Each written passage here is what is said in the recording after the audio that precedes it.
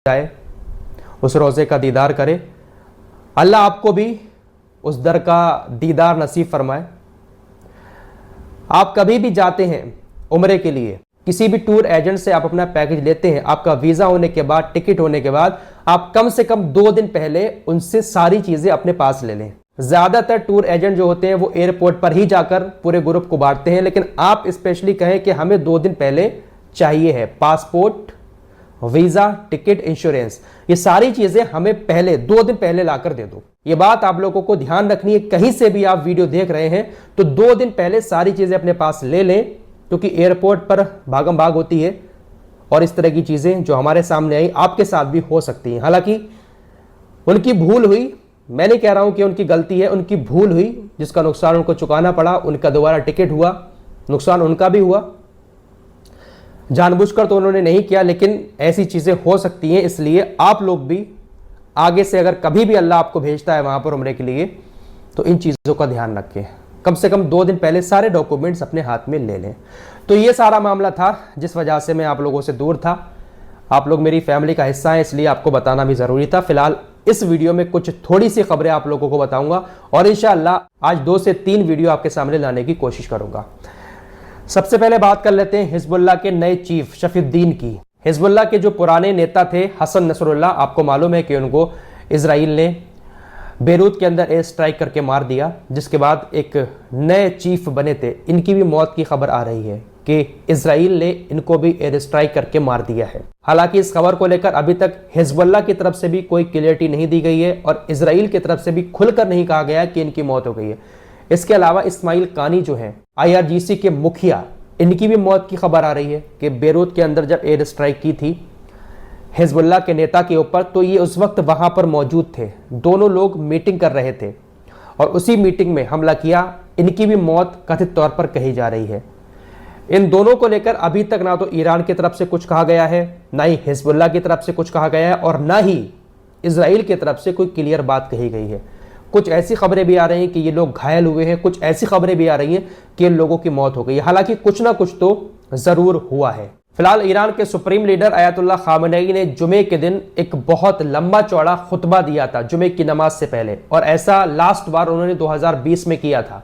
उन्होंने साफ शब्दों में कह दिया है कि हमारा ये जो हमला था ये पहला हमला नहीं था, दूसरा हमला भी इंतजार कर रहा है और बहुत जल्द दूसरा हमला भी हम करेंगे।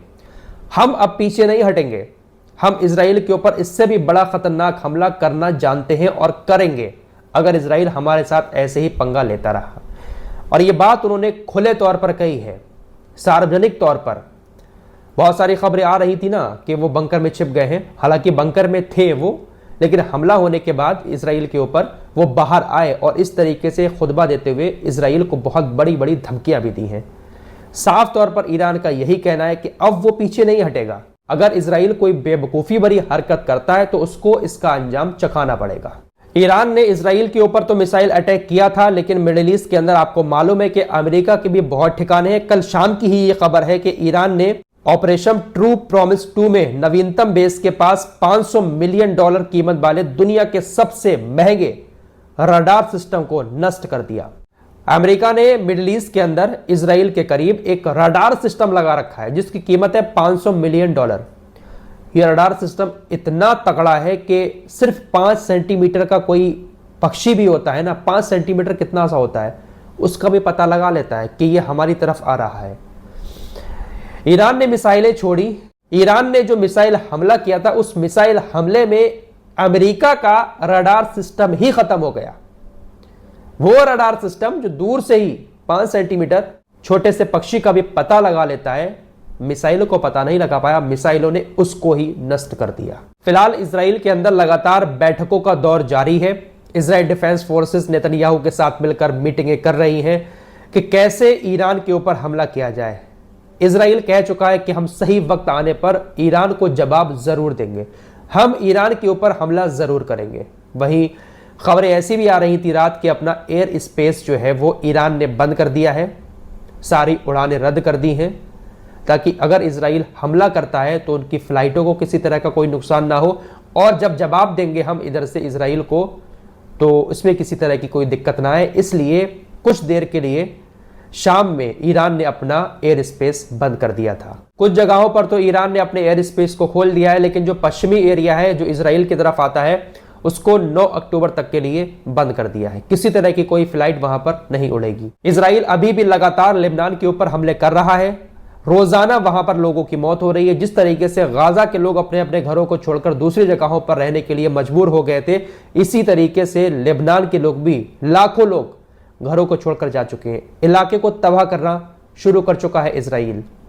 इजराइल की सेना लेबनान के अंदर भी घुस चुकी है।